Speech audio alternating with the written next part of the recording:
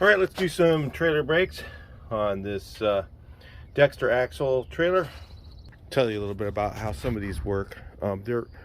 Most of your trailer brakes are going to be electric. However, some of them are like this one. If you have a really big looking trailer hitch like this, see how large that is, and it has a master cylinder cap right here. It's going to tell you have hydraulic ones. You can have hydraulic lines that go to the back too. This one so happens to have a parking brake as well. This is the parking brake lever. Can't move it right now because I'm actually got one of the wheels apart because I had to order the parts for it. And how this works is when you stop the truck, the trailer pushes forward, and as the trailer pushes forward, it pushes the lever like a brake pedal on the trailer and pushes the plunger in on the master cylinder and applies brakes. So the harder you stop the truck, the more the trailer pushes forward, and as the trailer starts to brake, then it backs off a little bit, you see. So the trailer starts to pull back, so it actually carries its own weight pretty well. So real quick, we're going to remove the wheel. I've already got it loosened up here. Just slide this off. Take a look at these bearings and stuff here. I blew the wheel cylinder out. You can see the bottom because I didn't have the shoes on it, and it tried to stop just now, so that just happened.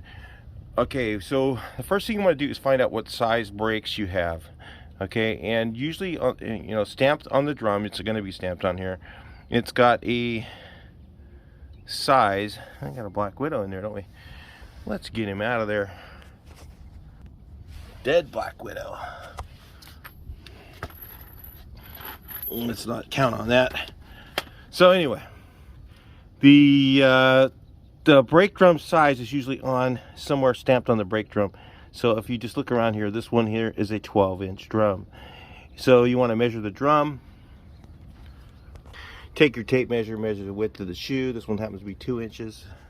Oftentimes it's on a boat trailer we have these, and they're usually really rusty. There's the correct one. So primary shoe is always shorter than the secondary shoe. Primary shoe goes to the front of the vehicle, and it so happens this one comes with a wheel cylinder.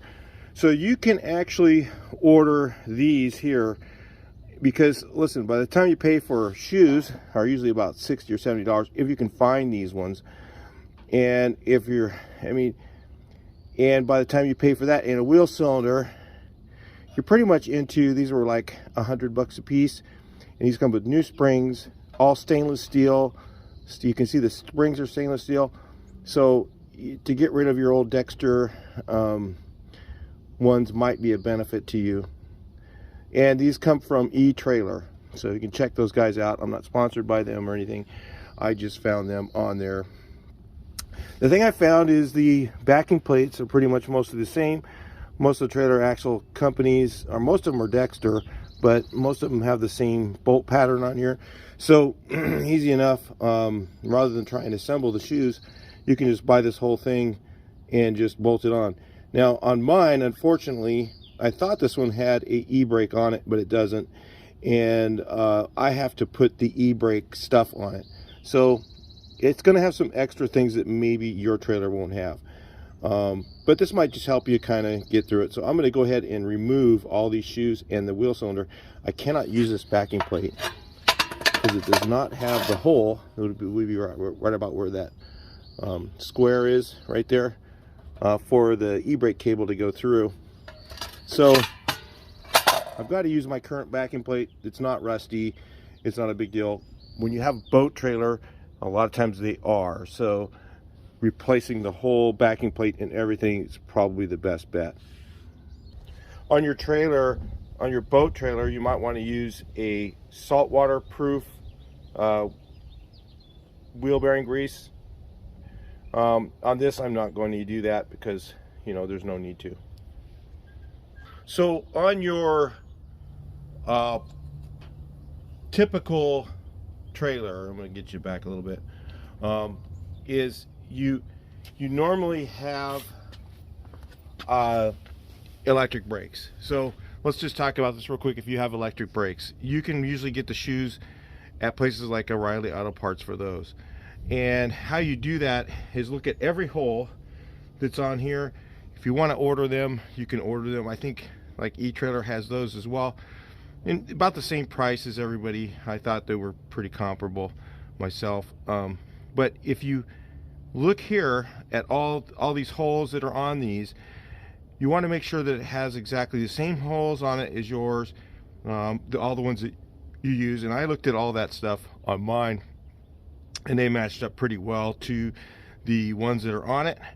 And like the Dexter brakes, I think they were crazy money. I mean, they were like $500 for the whole backing plate and brake system.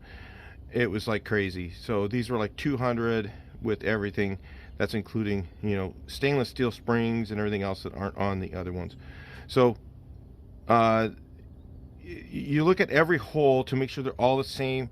Typically, most of them are. They're very generic, and even the bearings and stuff like that, a lot of them are generic on those as well.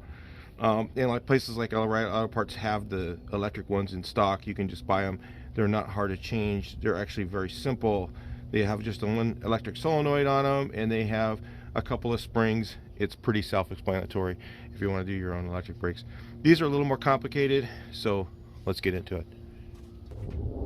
So these are the only tools I usually use when I do brakes. I have a couple of others. I mean, when I pull the wheel bearings off, I do everything with a pair of locking pliers and a pair of side cutters.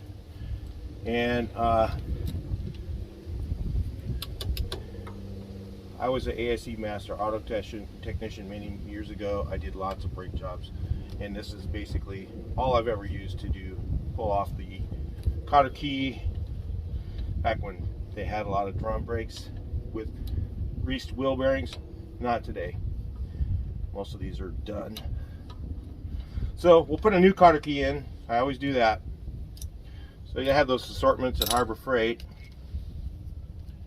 And so this, I always just use this. Shouldn't be very tight. Crank that off. Let me get a rag. I just go ahead and take this nut off.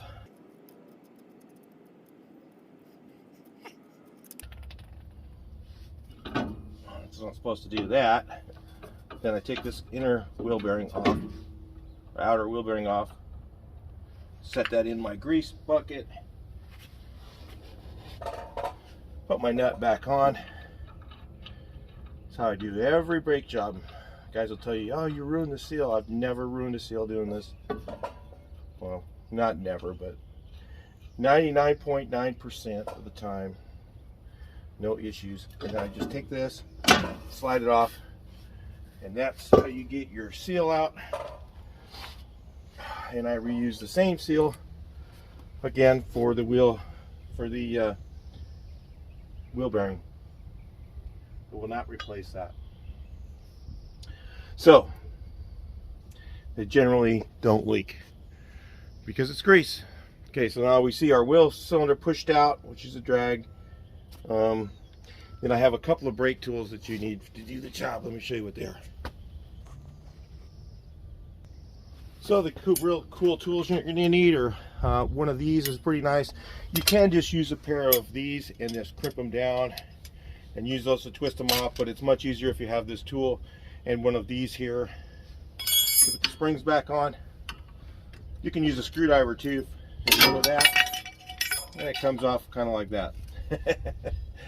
Not usually. Okay, so what we need to do right now is I'm going to go ahead and remove the wheel cylinder. Now, if you bought the whole brake set, you wouldn't need to do any of this. You could just take off these 5 bolts around here, unbolt it, remove your brake line, put the whole system on, bleed the brakes, and you're done. That's as easy as it is with one of those setups. So yeah, you know, you spend a little more money, but you save a lot of time. So time is money, you know, and then you get all new springs. You're probably going to find out when you take your brakes apart that you're going to have all wasted springs on your boat trailer, especially if you're doing that. So anyway, I have to take these off, but I'll take them off of this thing on camera here so you can see how you normally would take these apart. and then just reassemble them the same way. Generally, I always do my brakes one side at a time, because sometimes on drum brakes, you'll forget how to put the springs back on. And it's a good rule of thumb to go ahead and do that. So this is what this tool right here is for. This one is to do this. Okay, that's what the end of that tool is. And then this side of it is to put this spring back on. So that's why you need that tool. You don't need it, but it's really handy to have. So we're going to take off all the springs on this one. You got this one. It's supposed to come out of there.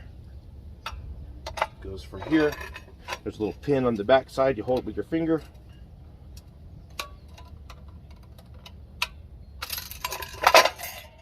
That guy comes off. Same as over here. Just pin on the back side. I'm holding with my finger.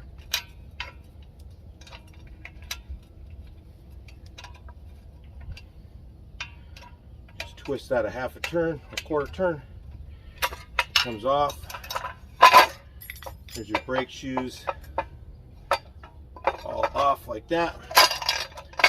These I put on the same way. You see how that came loose like that? I'll put the spring on first, and I'll just put this in place and just bring it around. Okay, so that's how these come apart. Very easy. Doesn't take long to do. This one has this inner thing that goes like that. Most of the brakes don't have that other than the trailer. So to go ahead and remove this wheel cylinder, replace it with that one. Bring it back in. So if you're one of the people that has to just replace the entire setup, you're not going to want to, on these, see, most of these trailers, you're going to have your rubber hose go right up to your wheel cylinder. So you're going to want to remove it up here. On mine, I'm going to go ahead and remove the wheel cylinder and twist it, because you don't want this line to be twisted. If this is all twisted up, that's going to be a problem. That could be a hazard or break. So you're going to want to remove it up here, okay? Remove it from the wheel cylinder and then reconnect it here so that it's not twisted. So if you can see, what I'm going to do here on mine is I'm actually going to take the wheel cylinder out this way. Okay, put the new one on.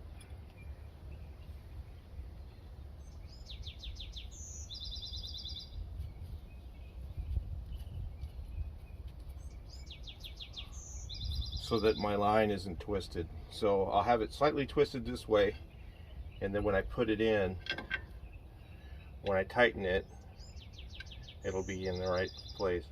If it's twisted, just take it off the other end. It's very easy to do. And take the clip out. There's a little clip in here. Take the line out of there. Tighten it first on the wheel cylinder, and then tighten it over here so that it's not twisted.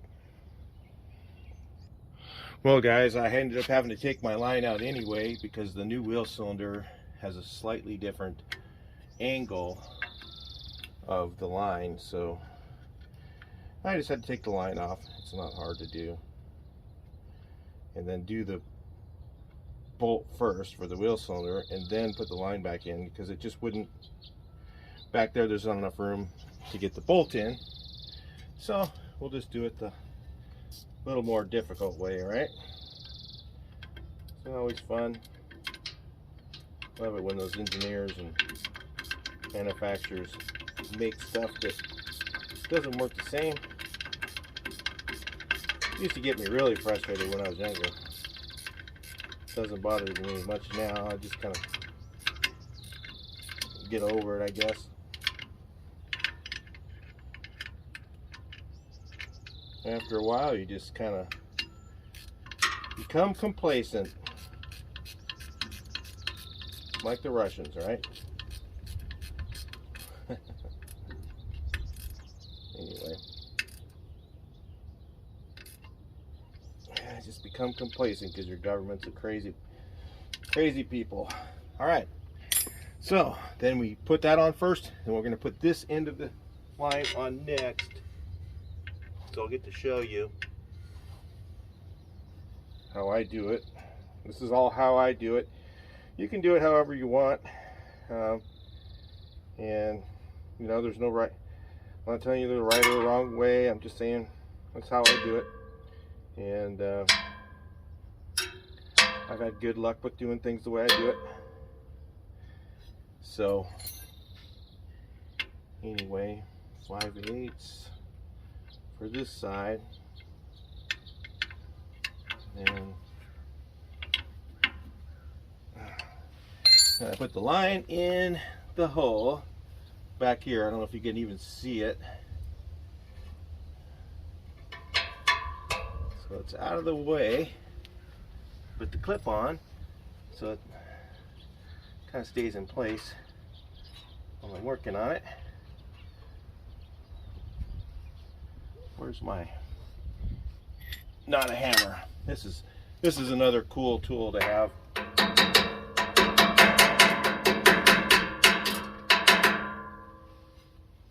These are for taking off that grease cap, but I used to always use my pliers. Just the way I do it. It's faster. Back when I was younger, I'd do 2 4-wheel brake jobs, and I remember doing 2 of them in an hour and a half. 2 of them. 2 cars. That includes turning the rotors, turning drums, doing all the front, rear brakes, no wheel cylinders. That was usually not necessary unless they were leaking. But on a trailer, since I've got it apart, I'm just going to do it. And this trailer weighs 4,000 pounds, so like if it's a boat trailer, you don't want to skimp on that. If that thing doesn't stop, you know, they're pretty heavy. So anyway, I'll tighten this up, bring you back in. Start putting the wheel drums back on. I mean the wheel brakes back on. Alright, so let's put them back together. There's a little spring washer on here. You know, I've run them and not run them. It's easiest if you have a pair of vice grips to hold it. I've run them without it if you don't have your spring washer. It's not a real big deal. It's for noise, really. And the horseshoes I use, this little horseshoe I call it, I don't know what it's called, but I call it a horseshoe clip. Put this on. Usually, I kind of beat it with the wrong tool. Whatever I've got. Sometimes I'll use this screwdriver. Depends on what I have with me. And I'll grab it like this with my pliers, like that. That's how I usually do those. If you have a little trick there.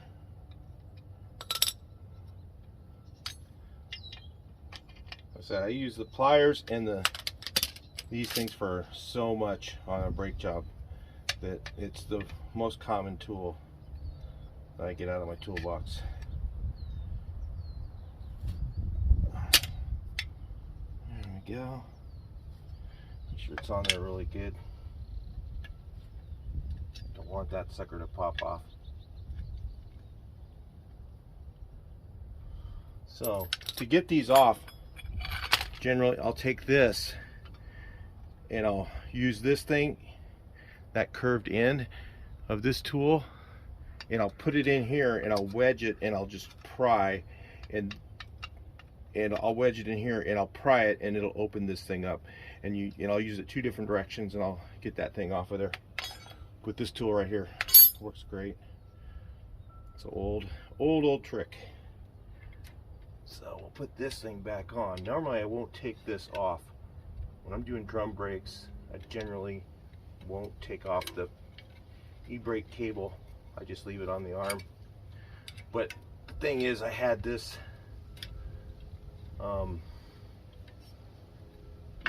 I had to move it because I had to order the parts. Local stores didn't have it. That's why I'm telling you about eTrailer. So normally I put this shoe on first. Let's see if it works this way. I don't know if it will. We have to take it back off.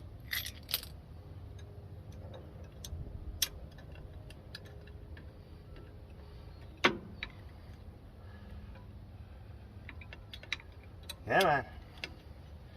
Okay. Put that on with the clip there. Kind of hold it in place. Usually when it's a regular car, I'll have both of these hooked up. I'll have this side on here and it'll kind of hold it in place. Sometimes I'll put this spring on. But let me see if I can remember how to put this back together without looking at the other side. Which I might have to do because it's there's a lot involved with these ones. They have these things here. You'll have to, if you change your shoes, you'll have to put them back together this way. Okay, and then this one has that weird thing on the bottom, doesn't it? So let's see how we do this. Where'd you go? Come on. There's this thing, the adjuster. So this will go where the window is, right here, if you can see that. And I'm going to screw this baby way in. I turn them all the way in so it's easier on my hands to put the springs together.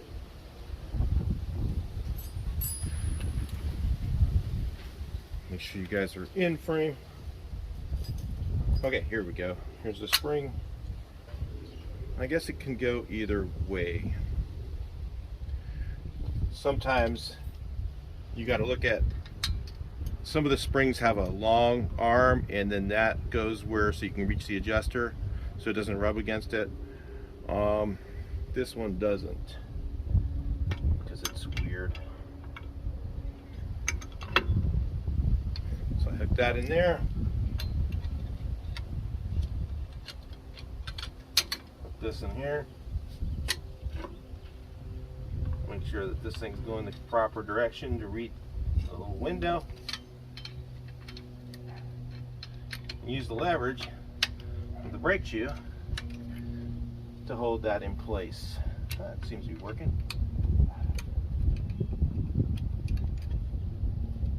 Make sure that this thing gets on there. Yeah, I used to put on this little spring-a-ling-a-ling, which is not going to be very nice, I can tell. Tell it to be nice, somebody.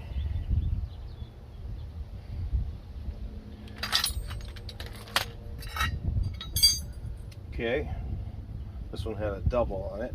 Sometimes that doesn't work out very well, but let's try it.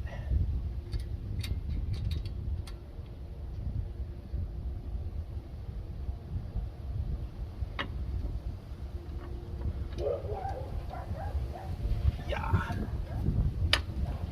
Okay, got one. Got two.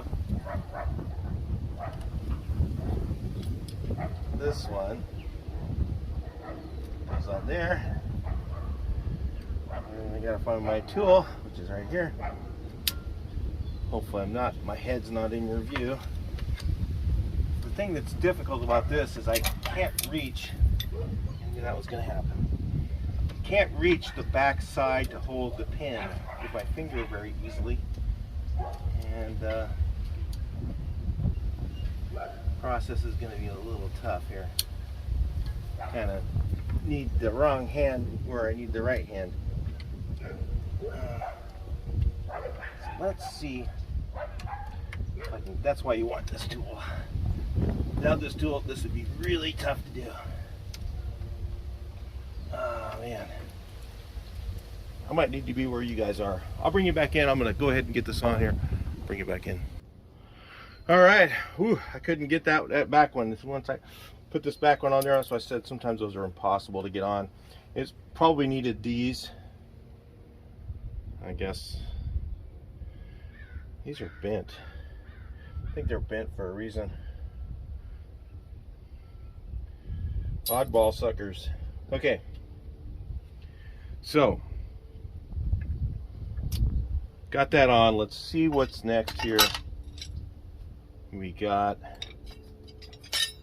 what the hell? Oh, this thing has this monster. Well, actually, this is already on there. Okay, I'm just going to compare a couple things here.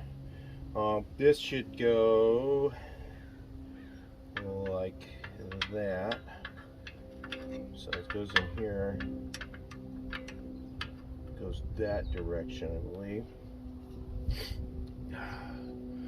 Let me just recheck everything. Look at the other side real quick, and I'll bring you guys back in. Just want to make sure I got everything right, because I took this apart a couple of weeks ago, so that's why. Otherwise I'd remember. Don't like doing stuff this way, but that's the way it works.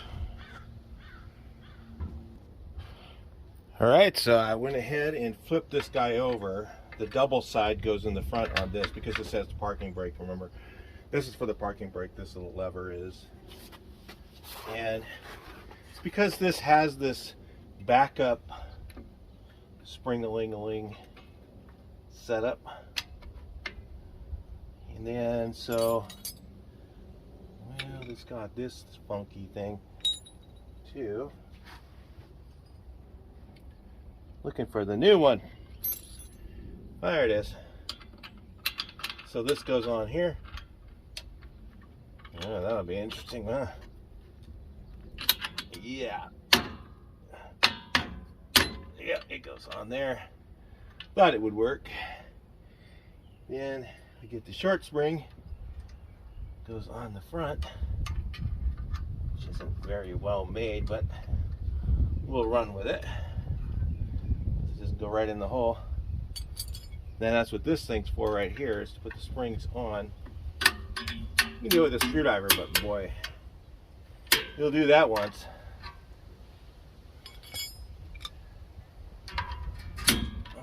Okay, that thing needs to be all the way over. Come on, be nice.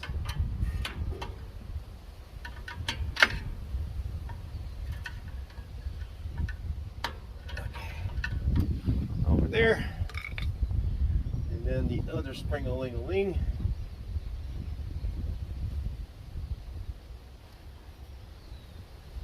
Goes from right here. This is similar. Almost all the drum brakes on the American cars are similar. This is like an American car brakes, almost the same.